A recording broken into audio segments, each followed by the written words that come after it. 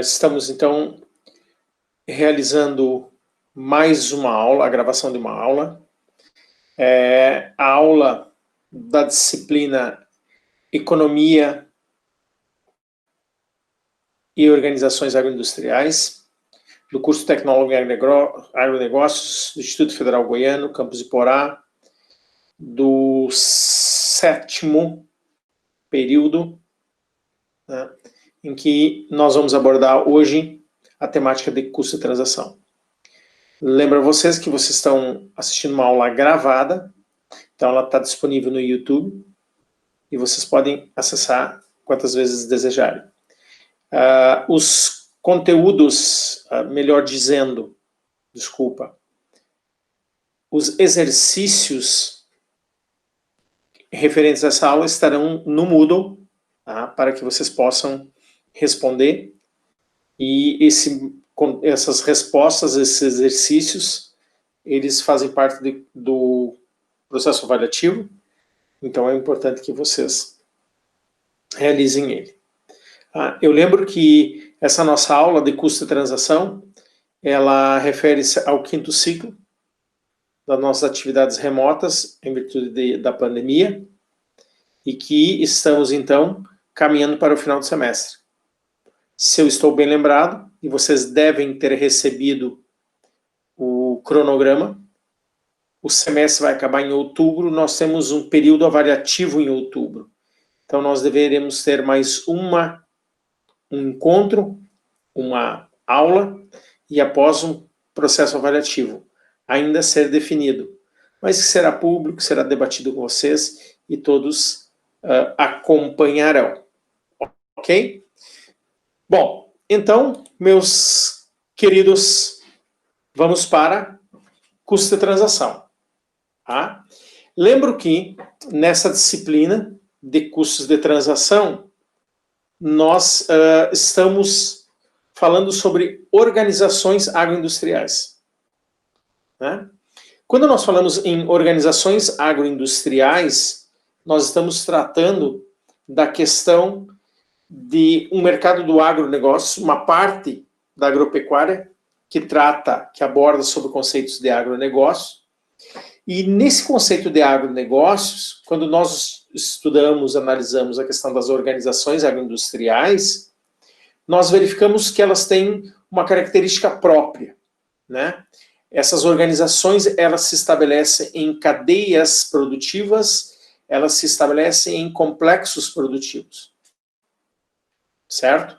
Então, entendendo que para o agronegócios, tá, não existe aquela análise de só dentro da porteira, né, que o sistema produtivo agropecuário, tanto agrícola como pecuário, ele não tem que ser analisado apenas pelo âmbito da produção, mas sim por uma visão sistêmica, ou seja, uma visão que analisa vários elementos, vários segmentos que estão interligados e que permitem que esta produção seja efetivada, que seja concluída, realizada. Então, é aquela visão que vocês talvez já estejam, não vou dizer cansados de ouvir, né, mas que vocês já ouviram falar muito, que é a questão de analisar os segmentos antes da produção, durante produção e pós-produção. Né? O antes da porteira, dentro da porteira e pós-porteira. Né? A ideia de que esses segmentos se interligam, todos são importantes, eles se interligam, eles criam uma sinergia para que os resultados sejam maximizados, né? E nesse processo é que se verifica, então, a importância de analisar segmento por segmento a sua inter-relação, como eles contribuem para a geração de valor e aumento da rentabilização de cada setor e também do produto final. Ok? Entendido isso, né, de que quando nós analisamos o agronegócio, nós não estamos analisando uma empresa, uma organização que ela está isolada do mundo, até porque isso não existe em segmento da economia, mas que nesse segmento ele é mais interligado ainda, correto? A análise do agronegócio se faz por essas bases. Bom, essas organizações, mesmo estando nesse arranjo, nesse complexo produtivo, nessa cadeia produtiva, ele está posto dentro de um contexto de um mercado, né? De um contexto de um mercado capitalista, um mercado onde o capital é que comanda, um mercado onde as pessoas buscam atendimento às suas necessidades, sejam diretos ou indiretos, através da aquisição de recursos, de produtos e serviços, etc, etc. O que nós temos que lembrar é que esse mercado do qual as organizações agroindustriais estão postas, né, considerando esse mercado como sendo capitalista, porque se essa organização agroindustrial estivesse posta num mercado que não fosse capitalista ou que tivesse um certo nível maior de planejamento, ele funcionaria em outras bases. Mas como a nossa realidade é uma realidade do mercado capitalista, embora não livre, né, não é um mercado livre, não é um livre mercado, é um mercado misto, né, uma parte dele tem regulação, parte não tem regulação, mas enfim, ele está colocado num mercado, as organizações estão colocadas em um mercado onde as principais características são muito atreladas ao mercado capitalista, que são esses que eu estou apresentando aí. Todo mercado capitalista se baseia no quê? Na eficiência. Para a pessoa ou para a organização ter êxito, ela tem que ser eficiente. O que é ser eficiente? Vocês já sabem, né? É uma característica do setor produtivo ou das pessoas. Saber utilizar os recursos para ter o melhor resultado possível. Tá? Existe um número muito grande de definições quanto à eficiência. Eu não vou trabalhar isso, mas eu quero que vocês se recordem de que a eficiência é um dos pilares do mercado capitalista. Tá? A organização que não for eficiente, ela não se sustenta. Se ela não se sustenta, ela não permanece no mercado. Se ela não permanece no mercado, ela não gera riqueza. Né? Bom, a outra base do mercado capitalista é que as empresas e as pessoas precisam ser competitivas. E aí um tá batendo, meio que está batendo com o outro, né? Ser competitivo e ser eficiente para ser competitivo, ok? E a ideia de competitivo é porque as organizações e as pessoas competem entre si, por um espaço do mercado, por acesso a recursos. Então, quanto mais competitivos forem, melhor vai ser a evolução da organização das pessoas. Quanto mais competitivo for o mercado, eu poderia dizer para vocês, né, que mais barato e melhor qualidade serão os produtos. Tá? Então, isso beneficiaria pessoas, consumidores e organizações. Né? Quanto mais qualidade, quanto menos custo, quanto mais conseguir atender as necessidades, maior é a rentabilização para as organizações e maior é a satisfação para os consumidores. Né? Bom, esse mercado é baseado sempre em demanda e oferta. Uma lei natural de demanda e oferta que há oscilação, certo? E aí, nós temos que entender, todo mercado capitalista é volátil. E essa volatilidade, embora às vezes seja muito boa, porque ela traz benefícios, às vezes reduz preço, e aí o consumidor consegue comprar mais barato, mas às vezes aumenta preço, né? E para o consumidor fica pior porque ele vai pagar mais caro, mas para quem vende fica melhor, né? Quem vende, que representa o lado da oferta, fica melhor. E aí ele consegue maximizar, rentabilizar mais. Vocês podem estar perguntando, sim, mas quando aumenta preço, consome menos. Às vezes sim, às vezes não. Depois nós vamos falar num exemplo aí, e que isso às vezes é verdade, às vezes não. Se você pensar num mercado fechado, num mercado restrito ao seu mercado local ou nacional, a base da verdade é maior.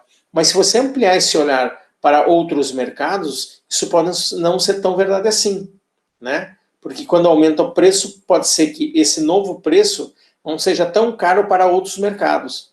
E os outros mercados continuam consumindo. O que acontece? Um desvio de comércio, né? Tira o comércio de um lugar onde esses consumidores estão achando caro e repassa esse produto para outro mercado onde lá possivelmente os consumidores não estejam achando tão caro assim esse produto e continuam a consumir ou até desejam consumir mais, né? Isso vocês estudaram muito em economia, né? Quais são os fatores que definem o, a,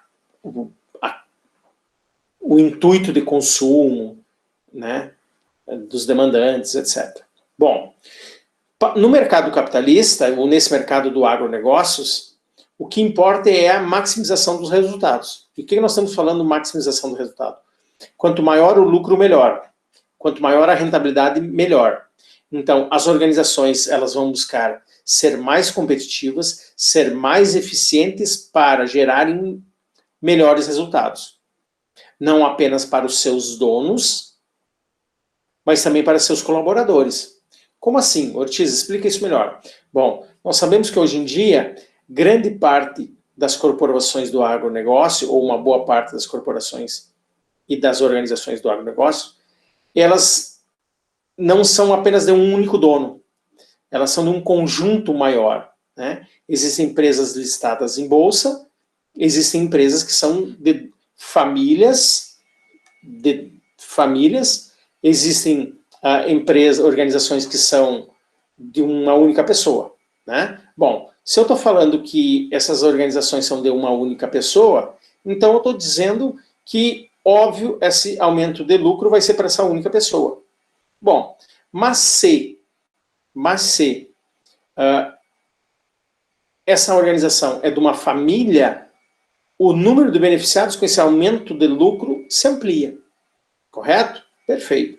Se eu estou falando que essa organização é uma empresa limitada, né, eu estou dizendo que há um número grande de sócios, ou um número maior de sócios, que se beneficia com a maximização, ampliação dos lucros. Mas até aí nós conhecemos. O que eu quero trazer de novo, ou quero lembrar a vocês, é que existem muitas organizações dentro do agronegócio que elas são sociedade anônima. São empresas que pertencem a milhares de sócios. São empresas que muitas vezes têm o seu capital listado em bolsa. Então, qualquer pessoa pode ser sócia dessa organização. Então, quando essa organização maximiza lucro, amplia os seus lucros, ela distribui para o maior número de pessoas possíveis.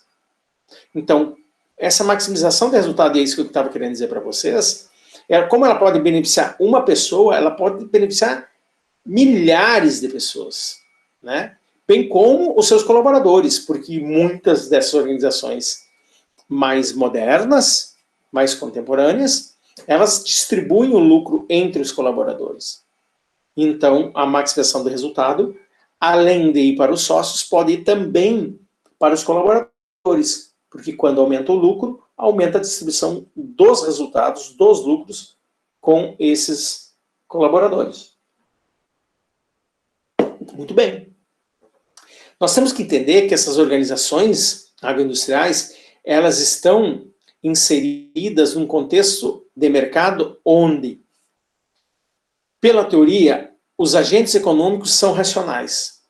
Se os agentes econômicos são racionais, isso é uma hipótese, ok?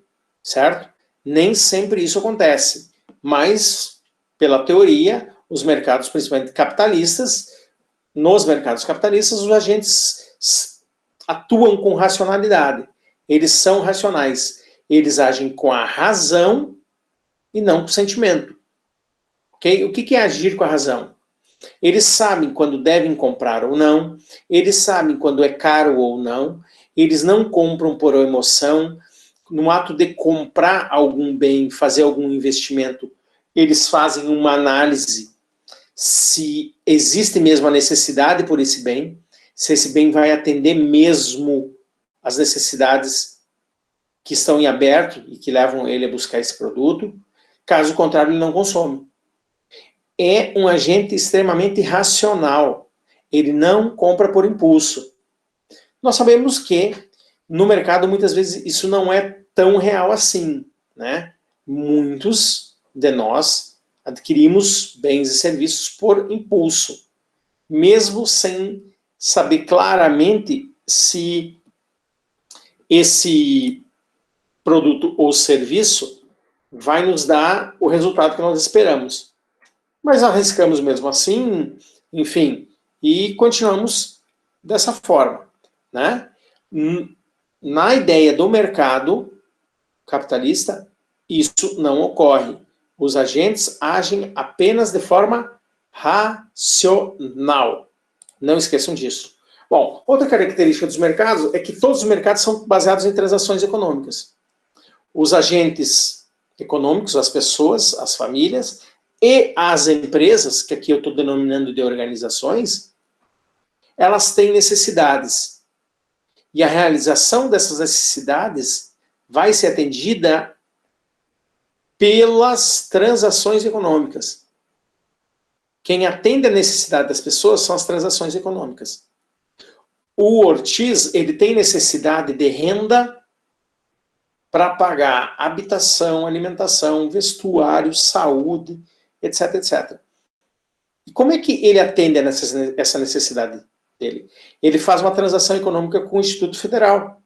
Ele vende ou aluga a sua mão de obra para que ele possa repassar os conhecimentos deles para vocês, né? E na contrapartida, o que acontece? O Instituto Federal remunera o Ortiz pela cedência, pelo empréstimo, pela venda dessa mão de obra mensal. Isso é uma transação econômica.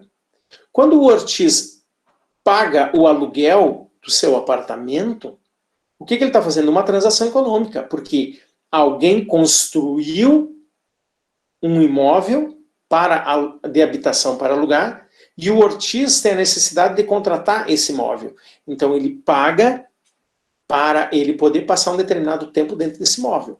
Isso é uma transação econômica. Quando o Ortiz vai lá e comprar alimentos para saciar sua fome, produtos para atender suas necessidades básicas ou não básicas, ela acontece através de transações econômicas, né? A ideia é, o Ortiz vai ao mercado, escolhe os produtos que ele quer, que atendem às suas necessidades, vai até o caixa, né? Apresenta para a menina do caixa, para o menino do caixa, passa lá, e aí ele paga pela aquisição desse produto. Isso é uma transação econômica, né? Várias são as transações econômicas. Vocês estudando é uma transação econômica. Mas vocês não estão pagando nada. Vocês como sociedade pagam alguma coisa. É algum custo para manter um IF, para manter um Ortiz, né? E a contrapartida desse pagamento, que é indireto, supondo, né, vai ser o que vocês recebem em troca. Então, num mercado capitalista, ele está calcado, ele está baseado em transações econômicas. Ok? Joia. Bom, entendido isso, eu quero trazer o exemplo que está nos saltando aos olhos, né? Nós estamos vendo nas últimas 2 semanas, que é a questão do aumento dos preços dos bens. Para nós brasileiros, nessa primeira semana de setembro do ano 2020 e última semana do mês de agosto de 2020. Né? E aí temos essa primeira figura. O óleo de soja para preços ao consumidor, preço na gôndola do mercado, o óleo de soja em média aumentou 11,35, o arroz 9,64, o leite aumentou 3,59, conforme essa fonte aqui, né? E assim vai. Correto? O feijão aumentou 2,71 e estamos vendo que isso está impactando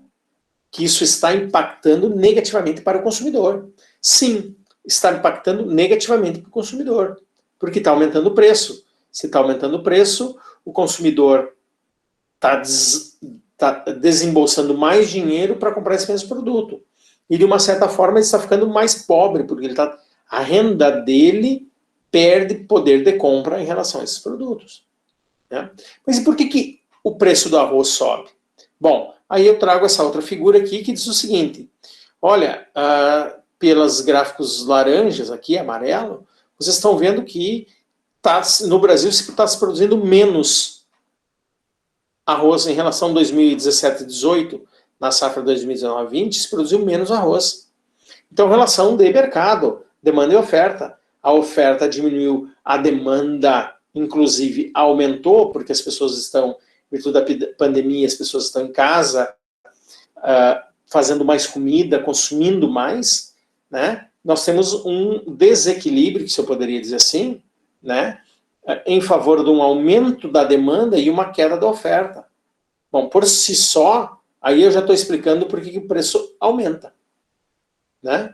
O preço está aumentando porque tem menos produção e a demanda cresceu. Tá? Bom, isso eu posso ver pelo esse gráfico laranja e amarelo, que diz que o estoque, a quantidade de arroz que nós tínhamos guardado para atender essa necessidade doméstica está diminuindo, certo? E a produção, ela não aumentou tanto, inclusive ela caiu, né? De 12 milhões de toneladas para 11 milhões de toneladas. Vejam, então eu tenho mesmo um problema de que está se ofertando menos e consumindo mais, ok? Certo? Esse consumo aqui ainda não está pegando, que esse gráfico ao lado, ainda não está pegando a questão da pandemia, ou ainda não conseguiu capturar tudo. Mas os especialistas estão dizendo que o consumo dos alimentos está aumentando. Bom, se a demanda aumenta, né? Se a demanda aumenta e a oferta diminui, nós temos um problema. De outra parte, o que acontece? Exportações, venda de arroz para o exterior. E aí nós estamos vendo que ela aumentou do ano passado. Embora ela tenha tido mais exportação em 2017 e 2018, né? Declinou bastante em 2018 e 2019, né? Mas ela cresceu, desculpa, de 2018 e 2019 para 2019 e 2020, né? E ela cresceu por quê? Ela cresceu porque os estrangeiros estão comprando mais. Ela cresceu porque os asiáticos estão comprando mais arroz. De uma certa forma, eles estão incertos e inseguros quanto ao futuro, e eles estão comprando mais todo tipo de commodity, né, certo? De alimentos e minérios. Eles estão comprando mais petróleo ou derivados do petróleo. Por quê? Ainda não se tem bem claro isso. Ou porque eles estão esperando que o ano de 2021 tenha um crescimento acima daquelas expectativas, então eles precisam mais alimentos. Ou porque talvez esses asiáticos, principalmente os chineses, estejam prevendo algo ruim para 2021 e eles já estão comprando agora para guardar para o próximo ano. O que acontece? Então, eu tenho um aumento de preço e temos aí, por característica ou por situação, por cenário, um momento em que o estrangeiro que paga em dólar e está querendo pagar mais caro que o brasileiro aqui dentro. Aí o agricultor vai escolher, para quem eu vou vender? Para o consumidor interno, que paga menos, ou para o asiático, o chinês, que está querendo pagar mais? Aí é óbvio, se eu estou no mercado capitalista e eu sei que os agentes querem maximização dos resultados e que eles são racionais, eles vão vender para quem paga mais. Então, se esses asiáticos estão pagando mais, eles vão forçar com que o preço desse alimento internamente suba. Isso que está acontecendo com o arroz, com a soja, com a carne e com a maioria dessas commodities alimentos. Tá? É uma volatilidade normal do mercado, nós temos que entender. Só que volatilidade, certo? E é problema. Volatilidade é problema. Porque volatilidade está ligada à incerteza. Volatilidade está ligada a risco. E risco é a probabilidade de perda. E principalmente perda financeira. Por isso que eu coloquei, né, esse cifrão. Perda. E aonde é que se corre risco quando tem volatilidade? Existe o risco operacional, aquele de produção, não conseguir produzir. E existe o risco de crédito, aquele risco, aquela possibilidade de não conseguir dinheiro para fazer a minha produção, ou para fazer a produção da organização. E o risco de comercialização, de não conseguir vender o produto, ou de vender o produto a um preço que não se deseja. Né? Então, mas veja, quem está no mercado, ele está sensível, ele pode ser impactado por essa volatilidade. Bom, se ele pode ser impactado por essa volatilidade, ele tem que trabalhar maneiras de reduzir essa incerteza. E por que que ele tem que reduzir? Porque isso é prejuízo. Então, ele tem que saber estabelecer estratégias para redução desse risco. E que estratégias para que seja menos impactado por essa volatilidade. Bom, aí então nós entramos basicamente no tema da noite, que é a questão dos custos de transação. Tá? O que é custos de transação? São todos os custos relativos a minimizar esses riscos. A minimizar prováveis custos que muitas vezes nós sabemos que existem, mas que nós achamos que ele não vai acontecer. É? Então, analisar pela ótica do custo da transação é fazer uma análise sobre as estratégias possíveis para reduzir esses riscos, minimizando os prováveis custos por acontecimentos que nós não queremos que aconteçam e que eles podem acontecer. Mas também pode ser uma análise, e aí é, né, uma ligada à outra, certo? É uma análise da relação custo-benefício. Qual é o custo de adotar uma estratégia? E qual é o benefício de adotar essa estratégia?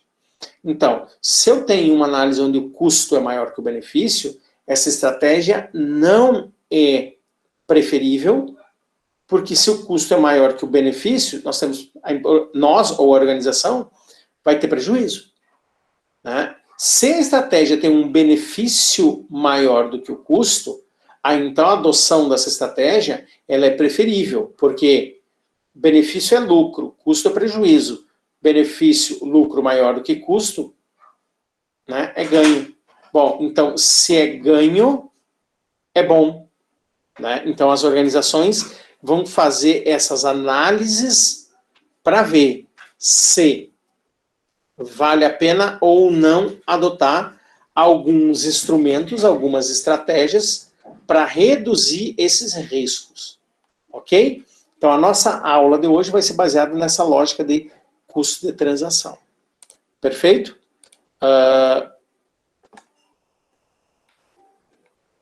Ok? Eu estou aqui mostrando para vocês uma composição do mercado pela ótica desses custos de transação. Tá? Eu não sei se vocês têm alguma pergunta, Laila, Tainá, está tudo andando legal até agora? Se não... Tá? Bom, oi, Laila. Tudo tranquilo?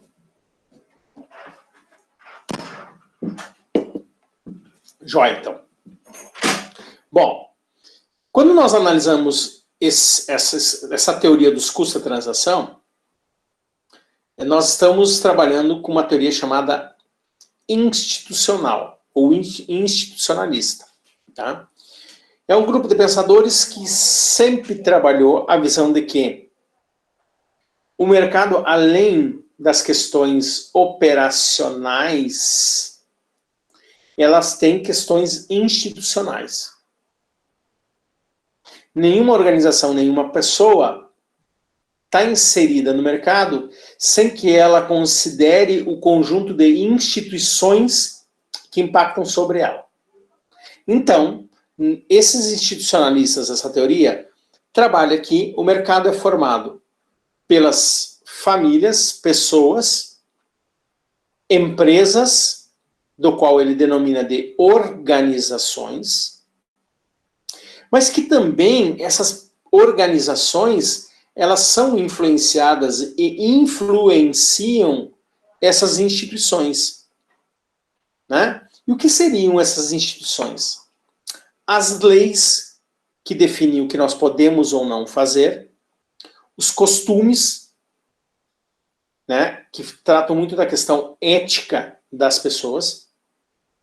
Eu não posso matar alguém, porque é costume não poder matar alguém, né? Além de ser uma lei, é um costume, ok? Vamos lembrar esses costumes, como é que funcionam, certo? Existe uma lei que define que nós não podemos andar armados.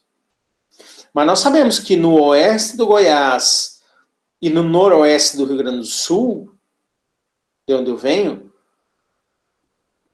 o produtor rural andar com uma faca, com um facão, uma faca dele, né, de uma lâmina maior, isso talvez não seja crime, porque no trabalho do campo dele, ele precisa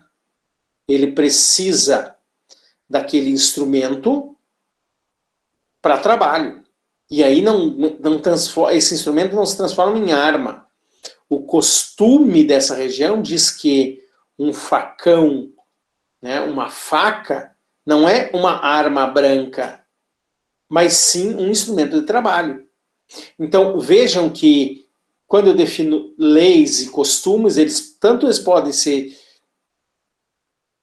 contrapor, né? Porque aqui eu estou dizendo, olha, estabelece que toda faca, facão é uma arma branca. Tá, mas e quem precisa desse facão para trabalho?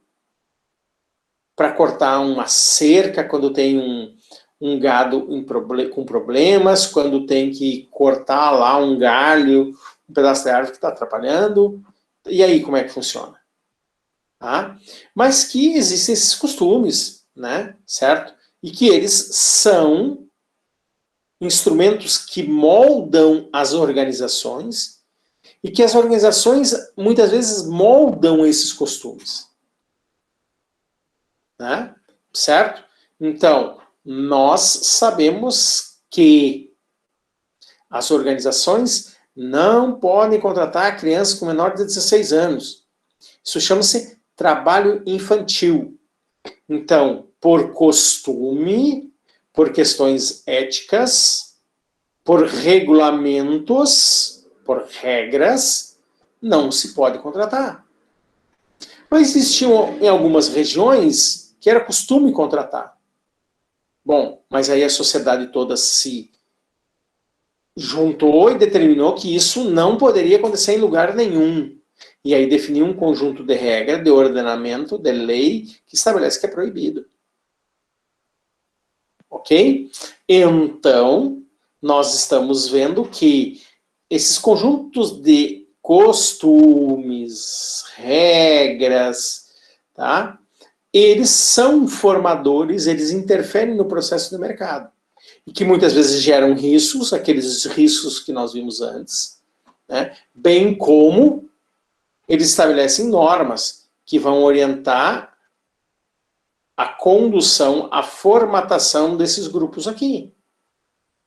Dessas empresas, dessas chamadas firmas, dos clubes, das associações, dos sindicatos e das estruturas burocráticas. Eu não falei dos códigos religiosos, né? Então nós temos também códigos religiosos que definem como as organizações, as pessoas, as famílias se comportam. Nós conhecemos, tem uma determinada religião, que eu não me recordo o nome, em que as pessoas não podem trabalhar sábado. Sábado é aquele dia sagrado para descanso. Se eu não me engano, são os sabatistas, né? E aí, as organizações, se estão levando em consideração esses códigos religiosos, se eles são importantes, elas não vão poder atuar no sábado. Ou esses funcionários, esses colaboradores que estão sob esse amparo religioso, não vão poder trabalhar não vão poder trabalhar no sábado. E a organização vai ter que entender isso. E a organização vai ter que entender isso. Opa, essa eu não sabia, Tainá. Tem até na sexta. Pois é, eu acho que eu vou ter que entrar para as duas, né? Uma não trabalha sexta, outra não trabalha sábado. Mas tudo bem, ok? Certo? Nós católicos temos o código religioso de não trabalhar nos domingos. O domingo é sagrado, né? Certo? Isso é um costume que se perpetuou, se afirmou, se converteu em lei. Veja, um código religioso, ou um costume que se transformou em código religioso, ou um código religioso que se transformou em costume, né? E eles se convertem em lei, e num contrato trabalhista de uma pessoa com uma empresa, ela já estabelece que esse cara não vai trabalhar. Nem na sexta, ou no sábado. Ou no domingo, né? Depende sobre o que ele está. Então acho que é o mesmo, certo? Sexta a partir das 18 e não trabalha no sábado até o sol, né? Depois do pôr do sol é que eles podem. Legal, muito bem. Entendido isto, tá? Que existe um conjunto de regramentos, costumes que interferem sobre as organizações e que eles podem levar a custos, nós começamos a trabalhar a questão desses custos de transação. Bom, espera aí que eu tenho que ir... Desculpa, houve uma falha aí, mas vamos lá. Quais são as considerações preliminares dessas instituições, levando em conta as suas características? Primeiro, essas instituições reduzem o risco. Nós já tínhamos falado isso. Tanto do cotidiano, como questões esporádicas. Certo? Entendido? Então, os costumes fazem com que as pessoas adotem uma determinada conduta e essa conduta reduz o risco para outra parte. Ok? Então, vamos pensar assim. Há muito tempo atrás, algumas décadas atrás, se dizia que não precisava assinar promissória, título de dívida, porque tinha a questão do fio do bigode. Pelo menos no Sul se trabalha muito essa questão. A confiança pelo fio do bigode, né? Então, manter o crédito, pagar as contas em dia era uma questão de ser ético. E se o cara não pagasse, né, o dono do estabelecimento que não recebeu, ele ia falar com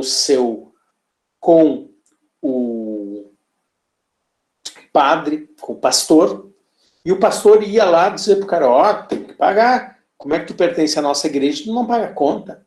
Na nossa igreja não tem caloteiro, na nossa igreja, certo? E aí, então, quando há essa questão coercitiva de alguém regulando, ela impõe um conjunto de regras que faz que as pessoas tenham uma determinada conduta. Essas regras, às vezes, podem ser até informais, ou muitas vezes elas são informais, mas elas fazem com que as pessoas adotem uma conduta. E ao adotar essa conduta, elas reduzem essa incerteza, que pode levar prejuízo a um outro, certo? Por isso que as instituições existem, porque elas reduzem incerteza, tá? E outra, tá? As instituições, elas existem porque, de uma certa forma, elas levam as pessoas e as organizações a interagir entre si, criar redes de colaboração. E esse processo de criar rede de colaboração favorece a todos porque gera benefício a todos, né? A ideia de que, por que uma empresa vai adotar ou vai assumir uma questão de voluntariado, de doação? É só porque essa doação faz bem para o empresário? Também, mas nós poderíamos dizer o seguinte, que Quando a empresa doa, faz um serviço voluntário, o que ela está fazendo é se inserindo mais na comunidade. E esse processo de ampliar essa interação, essa inserção na sociedade, faz com que as restrições a essa empresa declinem. Uma estratégia de marketing até poderia ser, né? Certo? Uma estratégia de atender a sua visão de atuação. Vamos lembrar, né, na administração, missão, visão e valor, certo? E isso permite com que ela esteja mais inserida na comunidade. Quando ela se insere mais na comunidade, né, além dela reduzir o risco, ela amplia a capacidade de pessoas que veem bem ela, né, certo? E de pessoas que possam passar a ser consumidores dessa organização. Então, essa interação humana, essa questão de estar inserido numa coletividade, é uma instituição, tá? Às vezes com interesses econômicos ou não, que às vezes nem sempre é um interesse econômico, pode ser um interesse social, mas é considerado como uma instituição e que, de uma certa forma, faz bem ao conjunto da coletividade. Certo? Muito bem. Se vocês têm dúvida, por favor, vão perguntando. Tá legal? Bom, outras questões sobre instituições. Há uma diferença gritante entre instituições e organizações. Tá? Organizações são empresas. São pessoas. São todos aqueles que capturam, se utilizam desses costumes, dessas instituições. São as organizações que se utilizam dessas instituições para se beneficiar, economicamente ou não. Certo? Então, a teoria dos institucionalistas é o seguinte: pensa num jogo de futebol, num jogo de basquete, seja o que for. Ok? Nesse jogo, o que se tem? Jogadores. Quem seriam os jogadores nessa ótica? As organizações. Aquelas pessoas que estão no meio, atuando. Bom, mas elas atuam de qualquer jeito? Não. Elas atuam sobre regras. Elas atuam sobre regras. Então, o que acontece? As regras que organizam, que moldam essas organizações, que formatam essas organizações, que definem como essas organizações vão atuar, seriam essas instituições. Portanto, como diz aqui, é uma diferença muito importante e gritante saber que organização é o ser atuante, né? E instituição é aquele sistemática, aquele fenômeno que orienta as organizações. Óbvio que o que acontece com o andar da carruagem, com o passar do tempo, essas instituições podem mudar. E elas podem mudar porque as pessoas mudam ou porque as organizações mudam. Né? Certo? Vou trabalhar com uma coisa bem simples. Tá? Vou dizer, 4 décadas atrás, para mais, nos Estados Unidos, os ônibus, transporte coletivo público, tinham divisão. Né? A divisão, a parte da frente do transporte público era para pessoas brancas, ok? E a parte traseira era para pessoas pretas. Ambos pagavam pelas passagens, enfim, usavam normal, mas não se misturavam. E por quê? Porque era costume da sociedade americana não misturar negros e brancos. A questão que vocês veem hoje de toda essa briga racial que há, principalmente nos Estados Unidos. Né? A lei americana permitiu isso e foi além. Ela permitia essa segregação. Vejam como é. As casas americanas que tinham empregadas, as empregadas não podiam usar o banheiro de dentro das casas. Elas eram obrigadas a usar os banheiros de fora. Banheiros em condições mais precárias, etc, etc, etc. mas não poderiam usar os mesmos banheiros que os donos da casa onde ela trabalhava. Tá? Bom, o que acontece? As organizações, as empresas também tinham que se adequar a isso. Brancos de um lado, pretos, negros de outro. Ok? E hoje, como é que acontece isso? Hoje já não tem mais. Hoje já não tem mais isso. As pessoas foram mudando, as instituições foram mudando, e para tanto as organizações também tiveram que se adequar. Direitos iguais, mulheres e homens, direitos iguais, né? Brancos e negros, etc, etc. Há algumas décadas atrás, aqui no Brasil, o homem podia bater na mulher. Era uma instituição, era um costume.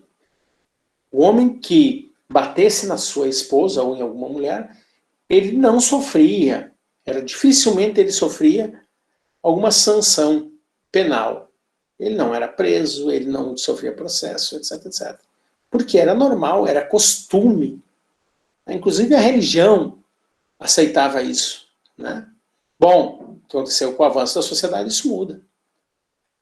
Isso muda, o homem não pode bater mais a mulher, né? A mulher começa a ter os direitos que ela sempre deveria ter, ok? E as organizações passaram a ter que mudar isso. E assim por diante. Então, essa diferença é significativa. Saber o que é instituição e saber o que é organização. Tá? Espero que isso não seja problema para vocês. A outra questão importante sobre essa organização e instituição é isso que eu falei. Então, a organização são os jogadores, são o time, e as regras são as instituições. Ok? Aquelas que organizam que organiza as organizações é meio ruim, né? Mas que formata as organizações, deliberam as regras para a formatação, certo? Bom, ambas são criações dos seres humanos. São seres humanos que criam as organizações e são os seres humanos que criam as instituições. Tá? Por uma questão de benefício, tá? De interesse, certo? Elas, como eu disse antes, elas serão, né, e tendem a ser alteradas pelos homens, né? E, ao mesmo tempo, que elas são restrições, né? E elas impõem restrições às pessoas, elas são responsáveis, essas restrições são elas responsáveis por mudar os comportamentos das pessoas.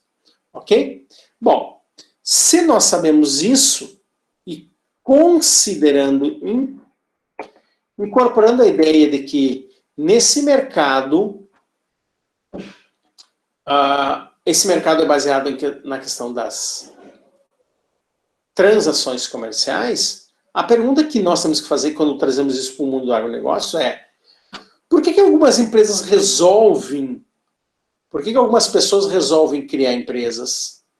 E por que em alguns momentos não se pretende criar empresa e se vai ao mercado? Exemplo, tá? Quando nós fazemos uma análise do custo de transação, nós nos perguntamos, por que em alguns momentos nós externalizamos o atendimento dessa nossa necessidade e por que em alguns momentos nós internalizamos? Essa internalização seria a chamada integração vertical. Integração vertical, entendam-se por formar empresas, internalizar o sistema produtivo. Ok? Pergunta. Por que em algumas vezes, nós temos o costume de ir comprar pão? Nós temos uma necessidade nós temos a necessidade de ser atendida, e em vez de produzir o nosso pão em casa, nós vamos à padaria e compramos pão. Por que algumas outras famílias não compram pão em padaria e produzem seu próprio pão dentro de casa? Né? As famílias modernas, na questão da alimentação diária, o que elas estão fazendo? Elas estão optando por transações de mercado, estão comprando comida produzida por alguém. elas estão indo ao mercado,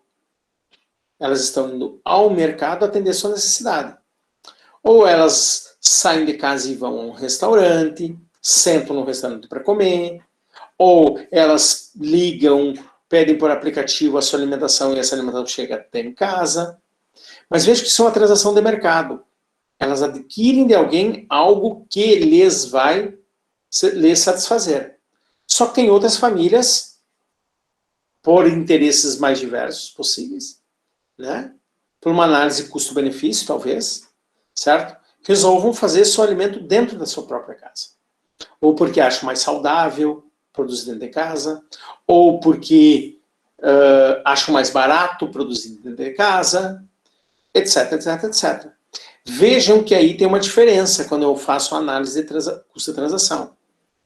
A análise é o que é melhor? Produzir em casa, internalizar essa produção, e aí o que nós estamos chamando de integração vertical, ou ir ao mercado comprar. Então eu vou dizer que eu vou produzir porcos, ou melhor, vou produzir aves, seja para produção de ovos, seja para abate, o que for. Eu tenho duas alternativas possíveis para alimentar essas aves.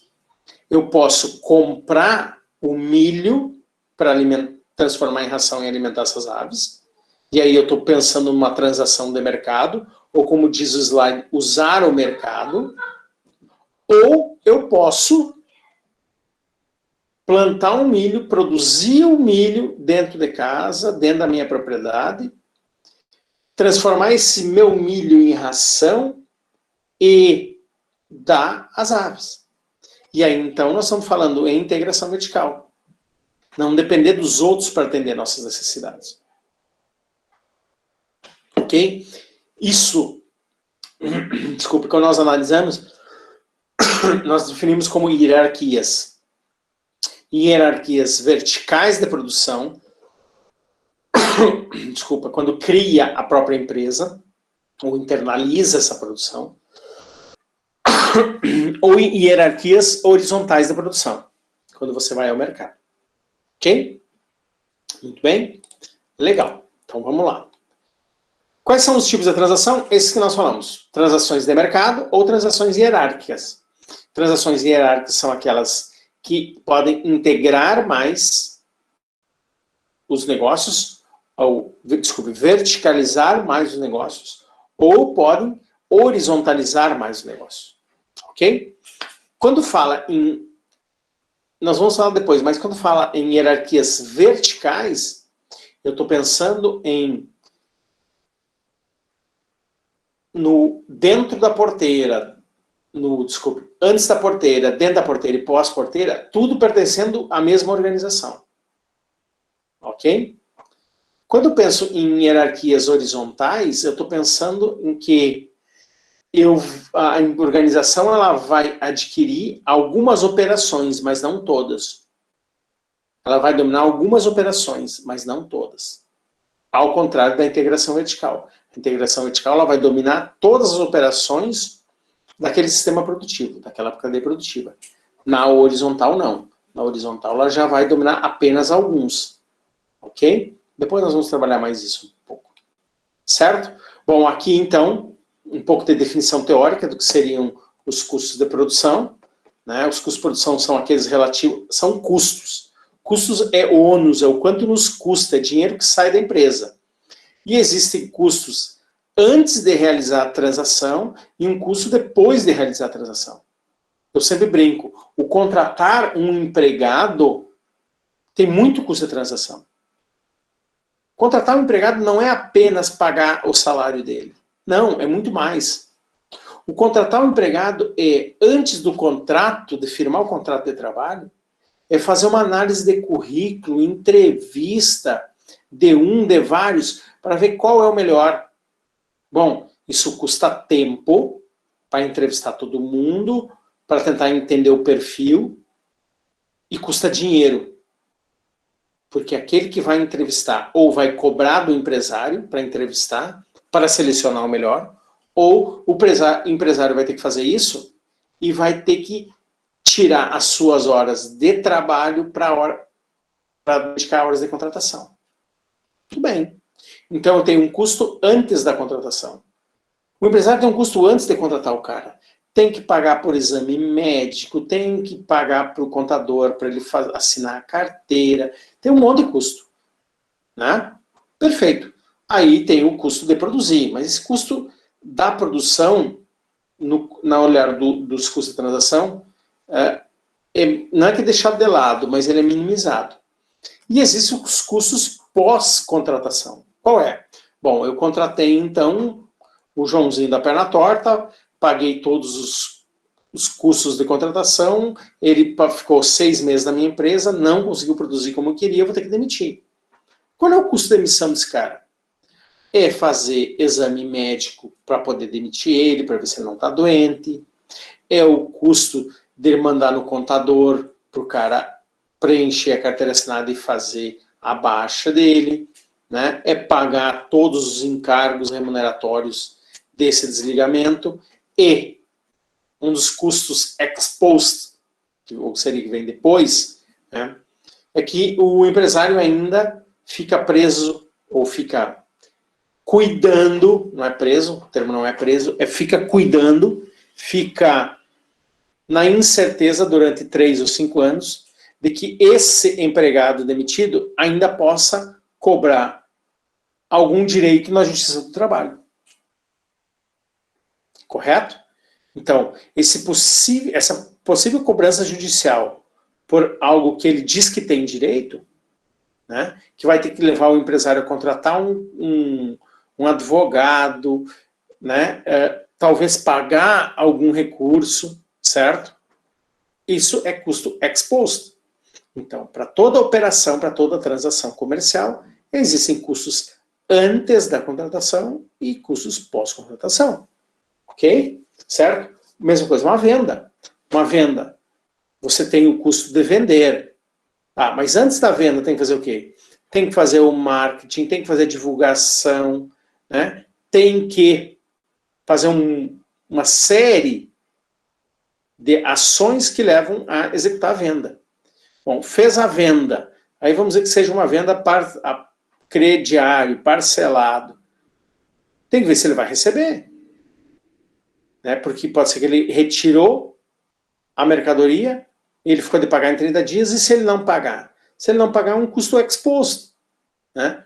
Ah, esse cara comprou, usou mal uma vez, foi lá e trocou o produto. Tá? Por mais que o empresário vá encaminhar esse produto para a fábrica, né? Mas ao encaminhar ele vai ter custo de frete ida e volta, vai ter uma série de... vai deixar de ter vendido a outra mercadoria que ele teve que ceder, né? Como substituição à mercadoria defeituosa. Isso é custo ex post, depois da venda.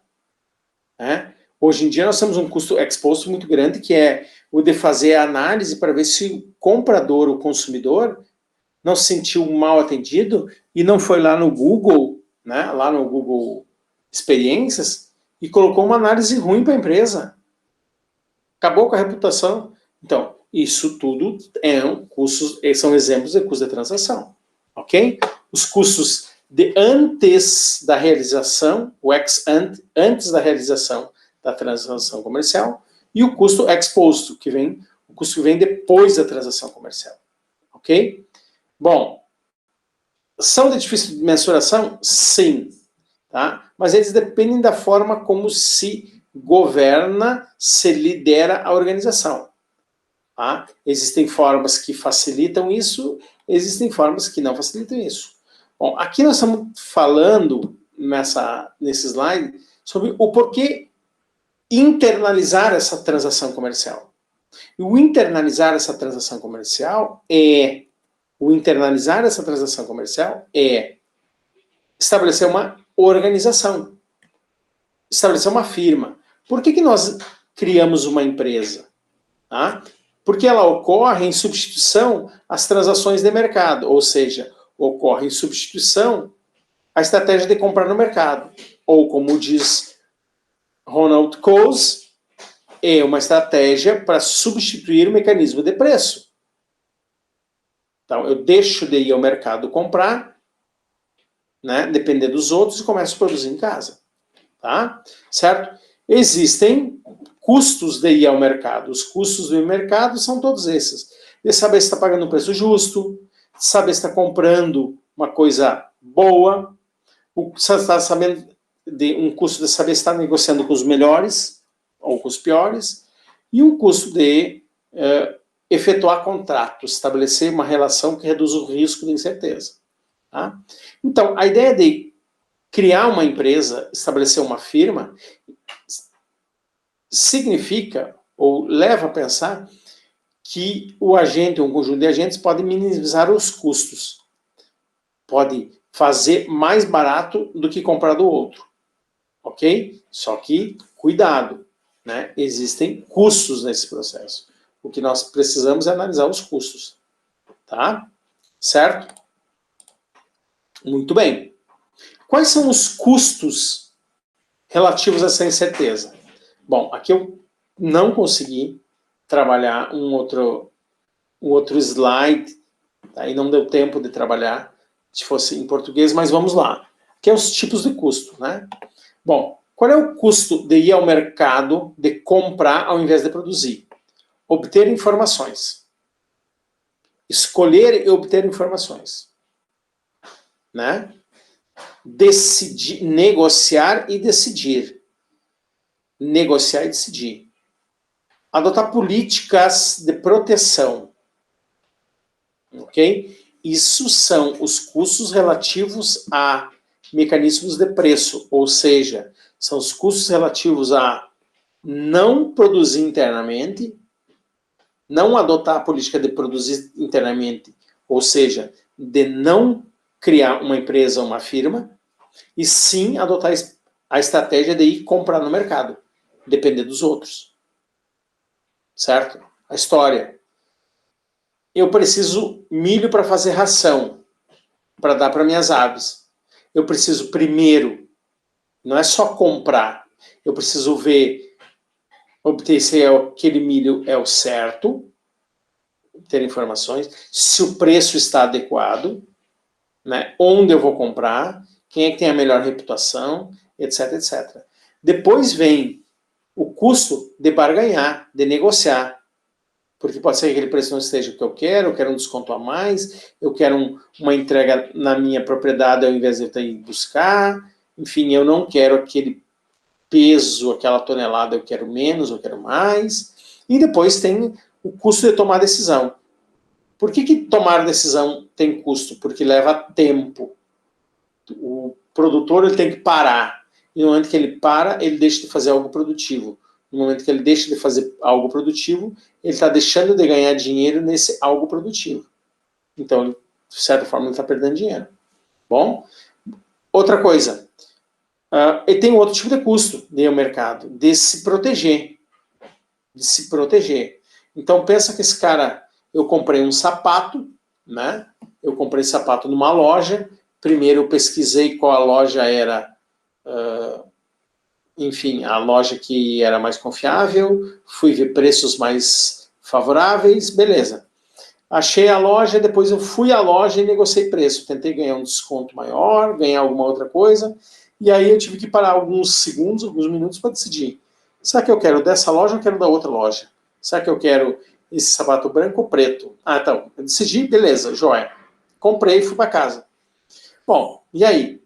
Comprei e acabou os meus custos? Não. E se esse sapato tiver com defeito? E se esse sapato não for aquilo que ele me prometeu? Vou usar uma semana, não vou gostar e vou querer devolver. Eu posso devolver assim? Não. Eu tenho que ter a nota fiscal de compra. Então, eu tenho que criar uns instrumentos, né, de guardar essas notas fiscais, para que se der problema, eu pegue essa nota fiscal, leve na loja junto com o produto com defeito e troque. Beleza? Então, eu tenho um custo de guardar essa nota fiscal, um custo para procurar essa nota fiscal, etc. E se essa nota fiscal vier com discriminar uma compra que não era esse sapato? Bom, então eu tenho que ter outras estratégias, né? Certo? Eu fui lá na loja e o cara disse assim, não, Ó, meu senhor, não vou poder trocar, porque na nota aqui está dizendo que era um calçado, e o que o senhor está mostrando é um tênis. Então não vou poder trocar. Está dizendo que é um sapato e o senhor está me apresentando um tênis. No que o senhor me pagou R$150. Aí o outro vai dizer, não, mas espera aí, houve um erro aqui da impressão da nota fiscal. O cara vai dizer, me senhor, me desculpe, o senhor deveria ter visto isso na hora. Enfim, isso não é problema meu. Beleza. Perdi então a compra? Perdi o produto? Não. A impossibilidade ainda, se eu paguei em cartão, né, eu procurar o recibo do cartão, que vai indicar o mesmo valor, o mesmo dia da compra, possivelmente o mesmo horário, certo? E aí eu vou dizer pro cara, ó, tá vendo aqui, ó, há um erro da loja, porque com o cartão que eu paguei no mesmo dia, no mesmo horário, refere-se a essa nota. Então o senhor vai ter que trocar. Mas aí veja que eu tenho que ter um tempo para procurar o meu recibo do cartão. Bom, não guardei o recibo do cartão. Então eu vou ter que ir ao banco, pegar um recibo, pegar um extrato, né? Tem que ir ao banco, pegar um extrato, ou vou ter que ir no aplicativo, pegar um extrato, imprimir, para provar que o cara aqui, enfim, o que eu comprei não foi um calçado, foi um tênis. Mas isso tudo tem um custo. E nas operações de mercado tem esse custo. O que acontece é que nós não consideramos muito, mas as organizações têm que considerar. Então é por isso que na análise de custo de transação a gente faz isso. Tá? Bom, aqui de uma forma mais ampla, nós estamos dizendo que os custos de transação são aqueles 3, e que eles acontecem por fatores institucionais, por pressupostos comportamentais e por características de transação. Tá? Esses custos de transação ocorrem em virtude das leis, das normas e da cultura. Ok? Leis, normas e cultura. Tá? Cultura é aquilo, os costumes, né? As normas e leis são muito ligadas aos regramentos. Embora existam normas formais e normas informais, e quando eu falo em lei, eu estou falando só em questões formais, que definem os custos da transação. Então, lembra, eu contratei alguém, essa pessoa ficou grávida, essa mulher ficou grávida, né? Eu não posso demitir, porque existe uma lei que diz que enquanto essa mulher estiver grávida, eu não posso demitir. Porque de onde vem essa lei? De um conjunto de normas e da cultura da sociedade que diz que uma mulher grávida vai ter problema de realocação, ela está no momento em que ela precisa mais cuidado, etc, etc. Beleza? Bom, os custos de transação também ocorrem por questões comportamentais. Ter ou não racionalidade limitada. Né? Ou melhor, ter racionalidade limitada. Eu fui lá, comprei o sapato e eu não peguei a nota fiscal, porque eu não acreditei que ia dar problema. Então o meu problema vai ser maior. Vai ser maior por quê? Porque eu vou ter que ir ao banco, buscar um extrato para comprovar que foi através do cartão que eu paguei, blá, blá, blá, blá. Existe também a questão do oportunismo. Oportunismo é querer passar a perna no outro, obter renda em função do prejuízo do outro. Então, pode ter um custo de transação, né? E por oportunista, ser oportunista. Oportunista daquela análise, aquela visão negativa, ok? Bom, a mulher estava querendo ficar grávida e assim que ela arranjou um emprego, ela resolveu engravidar para poder pegar sei quantos meses lá de pagamento, ok? Opa, isso é problema. O Ortiz comprou o sapato, não gostou do sapato, depois de um determinado tempo, e ele não tinha como trocar. Aí ele resolve criar uma situação, ou vai lá e mexe no sapato e cria uma falha no sapato. E ele vai lá e briga com o cara da loja para dizer que não foi o mau uso dele, né, mas sim foi o problema da falha de produção. Isso é oportunismo, é agir de má fé. Ok? Também tem os custos da transação que são gerados por característica de transação. Frequência, comprar pouco ou muito, quanto menos você compra, maior a incidência de custo de transação.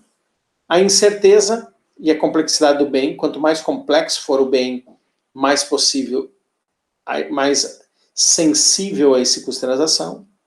Quanto mais, e aí está ligado a complexidade aqui, a especificidade do ativo, quanto mais esse ativo serve apenas para uma coisa ou para fins específicos, maior é essa possibilidade de custos antes e posterior à negociação.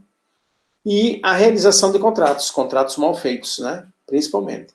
Esses contratos mal feitos levam a que as pessoas muitas vezes sejam oportunistas, né? Ou que não vejam situações futuras que possam ocorrer. Então, meus caros, temos que cuidar com esses 3 fatores quando nós estamos querendo analisar esses custos de transação. Ok? Certo? Muito bem. Como é que faz para reduzir esses custos de transação? Bom, a forma de minimizar esses custos de transação é, primeiro, pensar em transações que tenham menor impacto sobre esses custos, ou que tenham menor incidência desses custos de transação, ou pensar em estruturas de formatação das organizações, das empresas, ou seja, estruturas de como governar, que levem a estar menos sensíveis a esses custos, ok?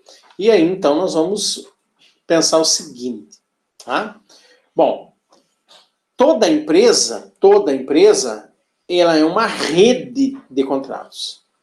Tem contrato com fornecedor que entrega produto, tem contrato com empregado que fornece um serviço, tem contrato com o vendedor que vende seu produto, que serve como intermediário, mas ele tem um contrato.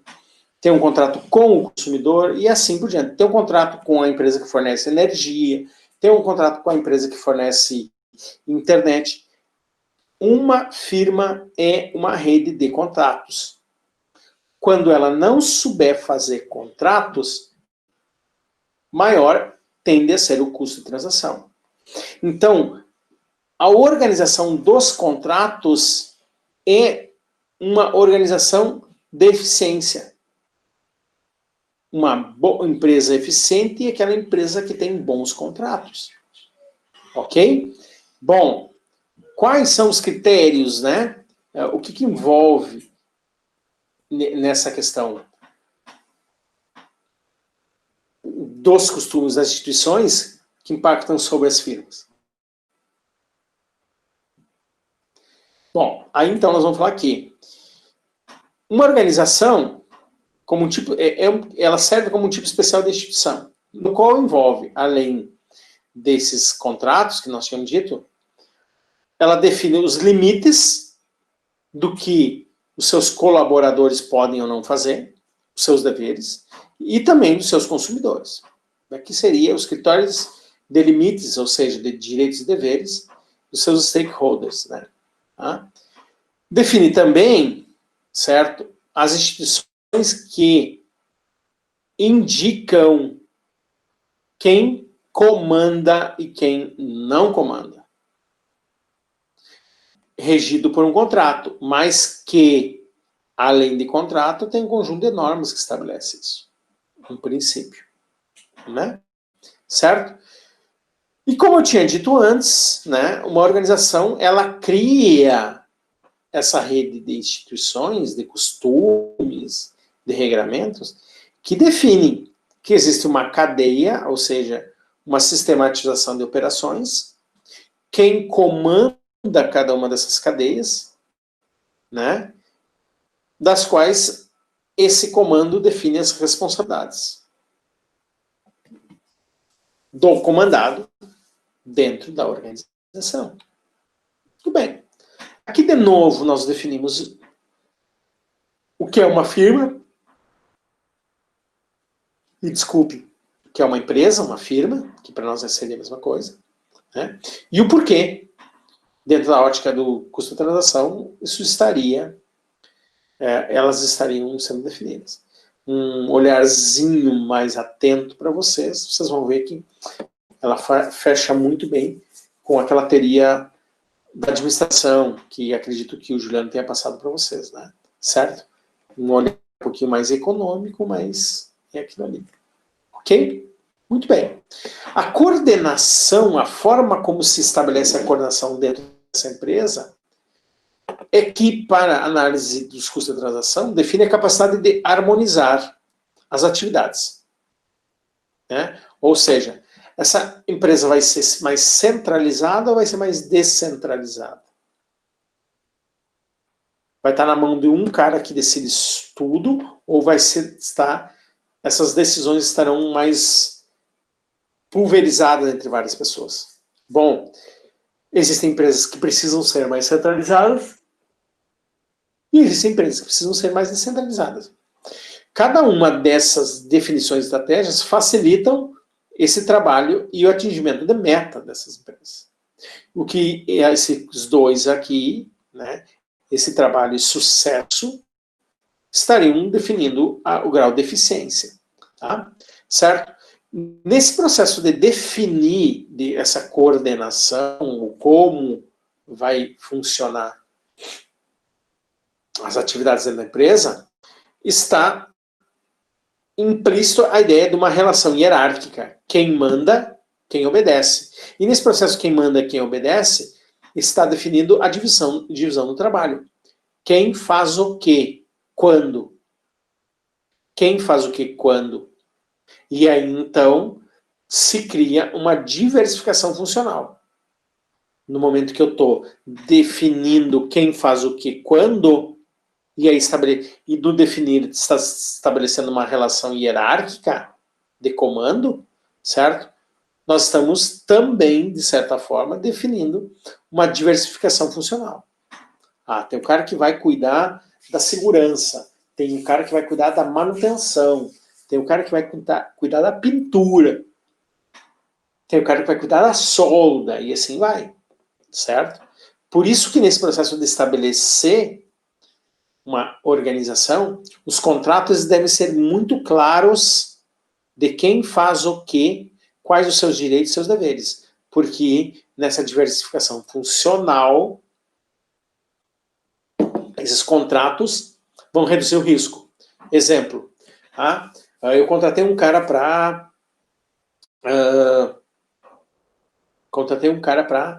levar um conjunto de peças de um lado da empresa para o outro lado da empresa. Certo? Então, ele pega produtos semi-acabados de um setor e leva esses produtos para o outro setor. Beleza, tranquilo. Em determinado momento lá, faltou algum funcionário e eu digo para esse cara aí, ô fulano, hoje tu não vai puxar as peças, hoje você vai pintar. Né? Dá uma treinadinha rápida nele lá, certo? Que você vai pintar uma peça. Bem, ele vai lá e pinta, vai lá, pinta, vai lá, pinta, vai lá, pinta, e aí isso começa a dar certo, e ele começa a pintar, mas o contrato de trabalho é para ele um assistente de serviço geral, e ele está pintando. Daqui a pouco deu uma crise, tivemos que demitir ele. O que ele vai cobrar? Olha, eu trabalhei numa atividade que não era minha, com ações insalubres que afetaram a minha saúde e não foi pagado nenhum diferencial disso. Bom, o que acontece? Já gerou um custo. Um custo de transação ex post. Depois que eu demiti o cara, ele vem me cobrando isso, judicialmente. E aí o custo é imenso. Tá? Então, cuidado com isso. Ok? Ou nessa ótica nós temos que pensar nisso. Certo? Bom, aqui tem um conjunto de governanças. Tem um conjunto de governanças que eu apresento para vocês. As organizações podem optar por 3 tipos de governança. A de mercado, que é aquela de ir ao mercado comprar as coisas. Uma governança do tipo hierárquica, alguém ou um conjunto de pessoas que manda. E um conjunto híbrido. Algumas coisas se produz dentro da empresa e outras coisas se produz fora da empresa. Né? Vou pensar o Uber. O Uber é uma empresa de transporte. Né? O carro que faz o transporte das pessoas pertence à Uber? Não. Então, a Uber, quando ela quer prestar esse serviço de mobilidade, ela recorre ao mercado e ela terceiriza a contratação do funcionário do carro de alguém. Ela vai ao mercado e diz, Ortiz, quer fazer a corrida para mim? O Ortiz diz, sim, então tá. Faz lá a corrida que eu vou te pagar 75% do valor que eu vou cobrar desse cara. Ou seja, o Ortiz cobrou R$10 para fazer, o Ortiz, dono do carro, que não é funcionário, né, da Uber, vai lá, realiza o serviço, cobra 10, fica com 7,50, os outros 2,50 vão para Uber. Tá? Isso é uma governança de mercado, Uber. Né? Quando nós falamos dessas economias colaborativas, nós estamos pensando mais em organizações com governança mais voltada ao mercado.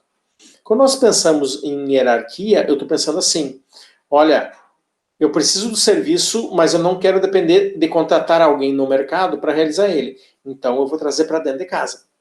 Vou trazer para dentro da minha organização e a minha organização vai prestar serviço. Tá? Exemplo, transporte de grãos.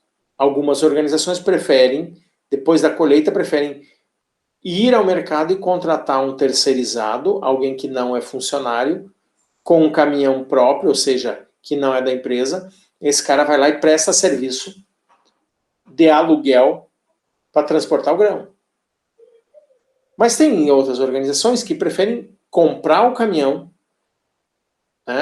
de propriedade da empresa, e esse caminhão da empresa, com um motorista funcionário da empresa, vai realizar o serviço. No agronegócio, algo que está aparecendo muito, né, é a questão da utilização de máquinas agrícolas terceirizadas ou não.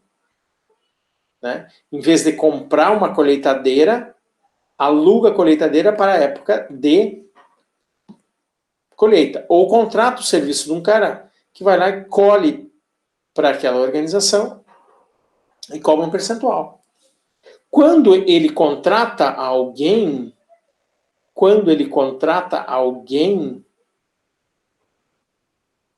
né, para colher e paga um percentual, isso é uma governança de mercado. Quando ele adquire a máquina, nós chamamos isso de mobilizar capital, traz para dentro da empresa, faz com que essa máquina seja da empresa e contrata um funcionário que vai ser um operador de máquinas para trabalhar nela, ele está optando por uma governança hierárquica dentro da empresa. Bom, mas ele também pode fazer um misto. Né? Ele pode comprar a colheitadeira, mas contratar o caminhão que vai levar para até a comercialização e assim por diante. Então, para cada um, tem um conjunto de atributos, né?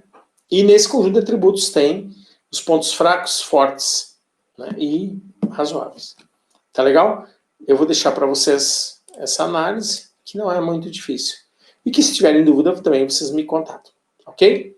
Bom, quando nós falamos em transações, lembra que eu disse, olha, quando nós olhamos esses custos de transação, nós temos que pensar em tipo de hierarquia, como vai se dar a estrutura da empresa, mais centralizada, e aí são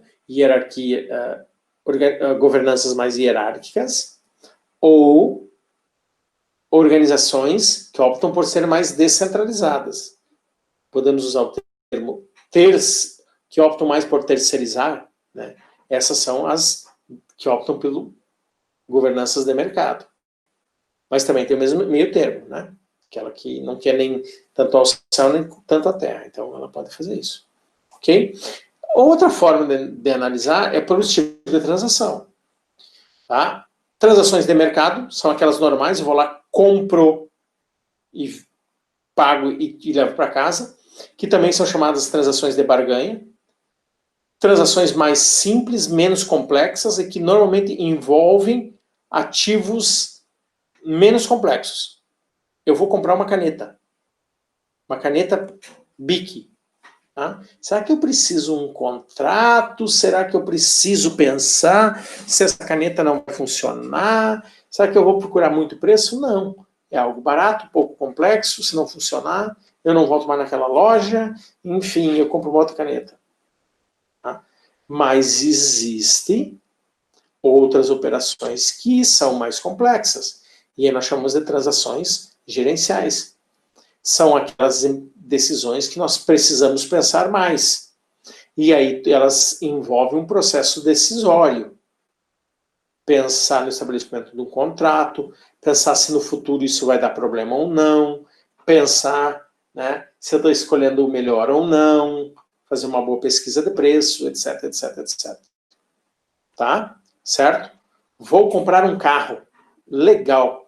Compro o primeiro carro que vier? Não. Primeiro eu vou ter que estudar o carro. É o carro que atende às minhas necessidades? Sim ou não? Perfeito. É. Está no melhor preço? Está. Essa concessionária que vai me vender o carro é de confiança? Não, então vou ter que procurar outra. Ih, já vou gastar mais tempo. Tá? Beleza. Então, se eu conseguir fechar isso aí, eu já estou comprando? Não. Não. Né? Eu vou ter que pensar, ela vai me entregar no tempo que eu quero? Sim ou não? Ih, eu já estou gastando mais tempo. Né? Tem que pensar no custo do seguro, no custo da manutenção. Ih, rapaz, então eu já tenho mais tempo. O processo decisório é maior. Né? E quando o trabalho fala em contratar pessoas, né? E aqui que é o exemplo que está no slide, só contratar por contratar, não, eu tenho que fazer esse cara ser mais produtivo. Então, nesse caso aqui, fixação de metas dos funcionários. Eu não vou contratar um vendedor por ser vendedor, né? Certo? Tenho que estabelecer um rito decisório, estabelecer um contrato. Beleza? Também existem as transações de racionamento. São aquelas transações que têm um poder, né? E que normalmente elas restringem a atuação das pessoas, ou seja, dos cidadãos. Normalmente quem trabalha muito com transações de racionamento é o Estado. O Estado dizendo que você pode ou não fazer. Lockdown, transação de racionamento. Define que você não pode sair na rua, que você não pode abrir o seu negócio. Se não pode abrir o negócio, pode vender. Se não pode vender, tem custo. E aí, como é que vai ficar? Isso são transações de racionamento. Legal? Certo? Muito bem. Para essas transações, nós temos que pensar em contratos. E o que seriam esses contratos? Os contratos são instrumentos que reduzem a incerteza. Contratos são instrumentos que reduzem os custos de transação. Quanto maior o custo de transação, pior é para o mercado. Lembrem disso. Quanto maior o custo de transação, pior é para o mercado. Então, nós temos que pensar em transações que tenham um menor custo de transação. Como fazer isso? Bom, uma das formas é estabelecer bons contratos. E o que é um contrato? É um acordo de vontades. Né? O indivíduo, quando resolve casar, ele vai lá e assina um contrato com a fulana. E aí ele diz, olha, agora estou assinando um contrato em que a vontade é ser feliz plenamente ao longo da minha vida com você. Ok? Joia. Bom, também um contrato é uma forma de limitar liberdade entre as partes, que se pode ou não fazer. Né? Um contrato entre um patrão e um empregado define, enquanto você está aqui dentro da minha empresa, você não pode fazer isso. Enquanto está dentro da minha empresa, você pode fazer isso. Né? Certo? Normalmente se diz assim, dentro da empresa, você não pode usar celular. Enquanto for uma indústria, tudo bem. E quando for um negócio com comércio? E que está mudando as instituições, o cara está começando a vender pelo WhatsApp. Né? Ele está ampliando sua rede de negócio e está vendendo pelo WhatsApp. Como é que ele não vai usar celular? Mas os contratos são formas de limitar a liberdade. E aí vou fazer a brincadeira com o exemplo que eu dei anterior. Quando faz um contrato de casamento, o que ele está dizendo? O que está estabelecendo? E aí é uma brincadeira machista, mas é brincadeira, vamos lá. Né? A partir de agora, depois de assinado esse contrato, você não pode mais jogar futebol com os amigos. Sair para balada com os amigos só quando for junto. Né? Coisas desse tipo. Tá? Define um conjunto de compromissos, né? E se caso esses compromissos não forem atendidos, existe um amparo legal que estabelece qual é o custo por não ter esse compromisso atendido, e aí a outra parte vai ter que ressarcir, né? Certo? E é um instrumento que regula risco, né? Que dá uma certa certeza ao negócio, né? E dando certeza é sempre bom. Tá legal? certo? De uma forma ampla, de uma forma maior, quando nós falamos em contratos, nós estamos estabelecendo que é um instrumento que, ao definir esses direitos e deveres, ele fomenta o crescimento econômico. Porque o indivíduo sabe o que ele pode fazer, que vai lhe render bons resultados, e o que ele não pode fazer, que vai lhe render ônus, custos. Então, ele vai tentar fugir disso. Ok? Pegando uma definiçãozinha aqui de uma análise econômica dos contratos, tá? Então, esse risco, ele é fundamental, porque ele ajuda os agentes econômicos e as empresas a reduzir o ônus de alguma incerteza que pode levar à perda de dinheiro. Legal isso, né? Certo? Bom, eu falei nos contratos, agora eu tinha que começar a falar nos tipos de contratos. Tá? E quais são os tipos de contratos? Os planejados. Tem os contratos de mercado. Os contratos de mercado são aqueles simples, tá? Aqueles que não têm complexidade, são contratos que, na maioria das vezes, não existem, eles são genéricos, tá? Não existe um contrato específico para aquilo ali. É um contrato genérico, amplo, que estabelece o conjunto de direitos e deveres para muitas relações, para muitas transações comerciais. O principal contrato genérico desse que eu digo é o Código de Defesa do Consumidor. Então, ele estabelece um conjunto de regras, direitos e deveres muito amplo, por um conjunto muito amplo de relações comerciais. E esse seria um tipo de contrato de mercado. Os contratos planejados são aqueles que têm racionalidade ilimitada. Ou seja, tem que ser bem construídos, porque eles estão falando de uma relação comercial, de uma transação econômica complexa, longa, que se não cumprida, ela impõe bastante custo à parte que sai perdendo e muitos ganhos a quem sai ganhando.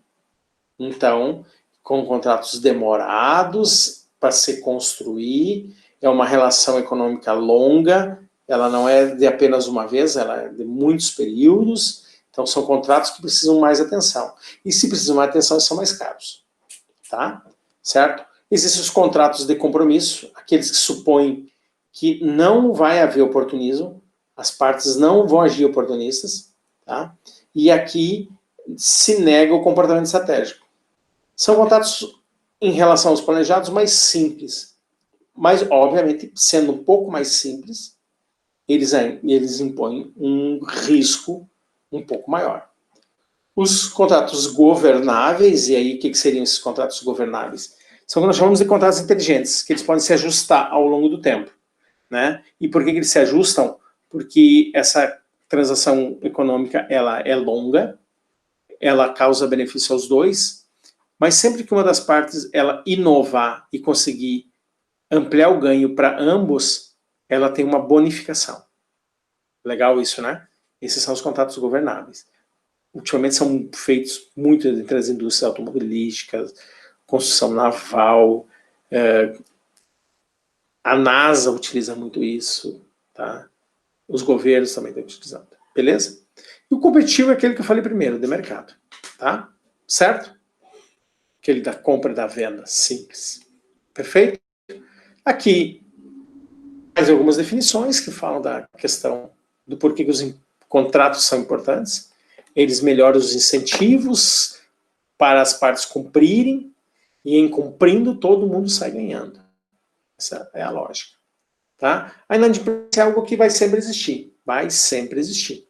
Tá? Eu poderia trabalhar, e aí talvez agora seja interessante nós fazer uma paradinha e pensar no agro, né? É a questão do integrado. Né? O integrado, ele recebe, primeiro ele quer produzir suíno ou frango, mas ele não tem dinheiro para construir o galpão. Mas o que a empresa integrada faz? Ela diz assim, olha, eu te dou o dinheiro.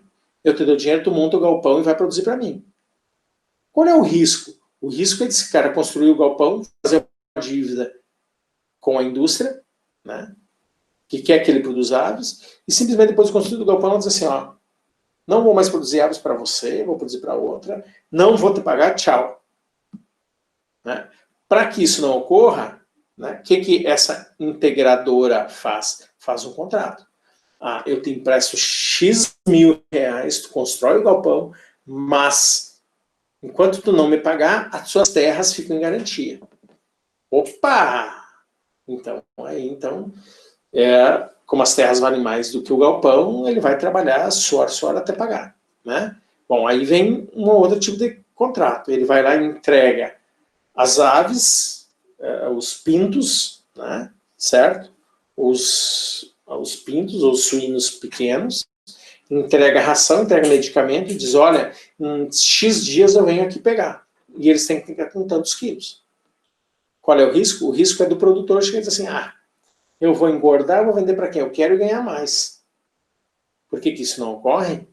Ah, porque tem um contrato que diz o seguinte, o seu agricultor, se o senhor não entregar em tantos dias, nós vamos executar o seu contrato, o senhor vai ter que pagar uma multa de X mil reais. E aí o senhor vai ter um prejuízo imenso. Então ele fica preso, né? A forma de... os contratos servem para não é aprender, mas para ligar os agentes econômicos e gerar uma cooperação entre as partes, supondo que nessa cooperação que ambos estejam ganhando, né? É isso que diz o nosso texto. E é assim que nós temos que ver dentro do agronegócio, ok? Certo? Bom, a inadimplência vai existir, né? Certo? A inadimplência, às vezes, ela precisa existir, porque às vezes os contratos são estabelecidos de forma errada ou ilegal, e aí isso pode estar afetando uma das partes. Né? Aqui alguns tipos de inadimplência, certo? Existe inadimplência por obrigação, por expectativas, execução de expectativas, tá? Quanto se esperava ganhar. Tá? Execução de posição anterior, tá? E assim por diante. A execução de expectativas. Tá? Aqui é execução, voltando um pouco, execução de liquidação de contrato. Qual a diferença? Aqui, nessa execução de expectativas, é não o que efetivamente eu ia ganhar, mas o que eu estava esperando ganhar. Então, eu fiz um contrato de 12 meses, esperando nos 12 meses ganhar tanto. Só que esse contrato não dura 4 meses. Tá, e os 8 meses? Aos 8 meses, eu vou exigir um pagamento, porque eu tinha expectativa de ganhar um determinado valor em 8 meses, que não foi permitido porque o contrato acabou em 4. Né? Nesse caso aqui, a liquidação por uma provável inadimplência é pelo que foi liquidado, pelo que o contrato define, né? Certo? Na liquidação por execução específica, tá? Obriga só a devolver o bem. Não tem mais nenhum custo adicional. Ok? Certo?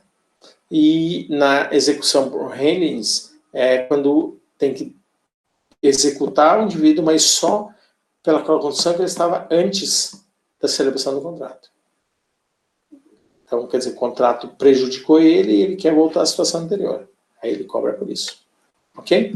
Existem alguns casos em que essa inadimplência ela é aceitável, né? O não cumprimento do contrato é aceitável, e alguns argumentos são porque o contrato não está cumprindo uma função social, né? Existe um interesse maior da sociedade por aquela relação, ou porque aquela relação não se cumpra, e aí o poder público entra exigindo que aquele contrato seja nulo, não seja cumprido, ou em casos de propriedade, quando existe uma posse, né, que não é formal, mas que ela é de fato, e aí ela se sobrepõe. Ok? Certo? Também tem a questão de que alguns contratos não devem ser cumpridos porque eles representam uma conduta criminosa, eles são resultados de uma coação, alguém exigindo que a outra parte assine um contrato, né? Ou faz um contrato com alguém que não tem uma racionalidade adequada, certo? Fazer um contrato, existe um exemplo muito, um clássico, nos Estados Unidos, uma criança, menos de 10 anos, assistindo uma propaganda na TV, viu um carro lá, com preço promocional, o pai estava dormindo do lado, ele pegou a carteira do pai, pegou o cartão de crédito, foi lá e comprou o carro, né?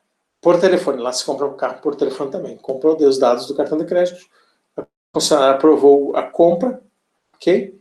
E chegou o carro, quando depois de uns dias chegou o carro, o pai ficou apavorado, como assim, eu não comprei nada, né? Aí foi tentar devolver, a concessionária não queria devolver, aí judicialmente ele conseguiu, dizendo que essa operação de transação comercial não poderia ter sido feita porque quem fez com uma criança, ou deveria haver algum instrumento para saber se a outra parte estava com racionalidade adequada ou não, certo?